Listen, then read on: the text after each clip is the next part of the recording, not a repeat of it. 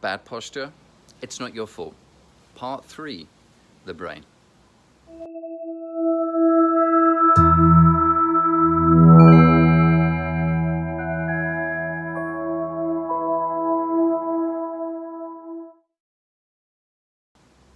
Bad posture, it's not your fault.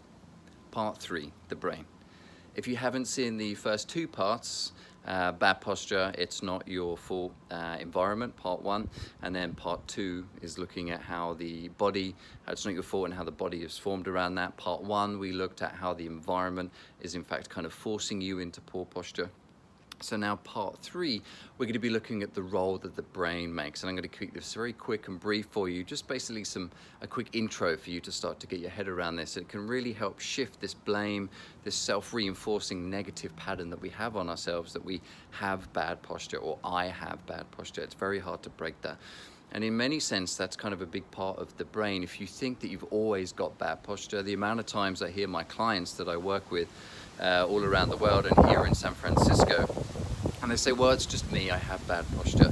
Well, that's a strong reinforcing pattern that they have, and there's no way you're going to break that.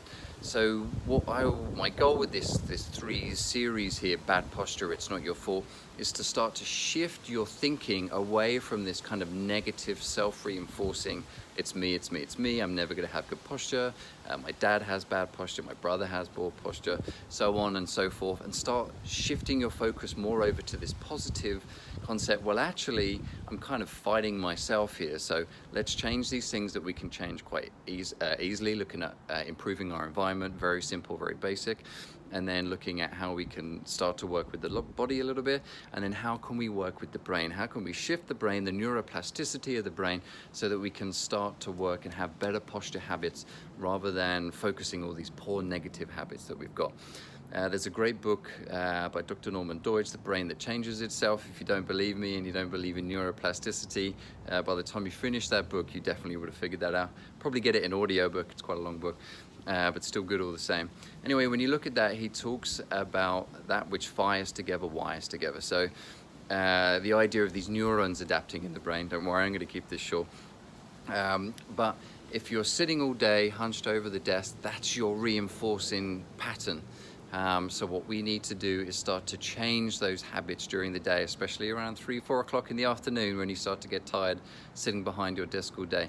We need to shift that. We need to rewire some neurons, start getting some new positive patterns in place there, so that when you sit behind your desk, what's there is a good posture habit, a good posture reinforcement, and we've removed the negative one. Okay, great, that's enough from me today. I know you're very busy, but please, if you haven't done so already, head over to visionbodymind.com and you can check out a free posture challenge. It's a 5-day challenge, and just a short couple of minutes audio a day. All you need to do is just press play, put the headphones in. It's going to guide you to increase your awareness of your posture, which is the first step for you to start to create a new, better posture habit and start moving forward. Let's put bad posture, let's put it behind us. Let's forget that we're the person with bad posture. Let's start moving forward with our career goals and what we want to be looking at in the future. Here's to having a healthy, active, happy life, and I hope you enjoy the rest of your day.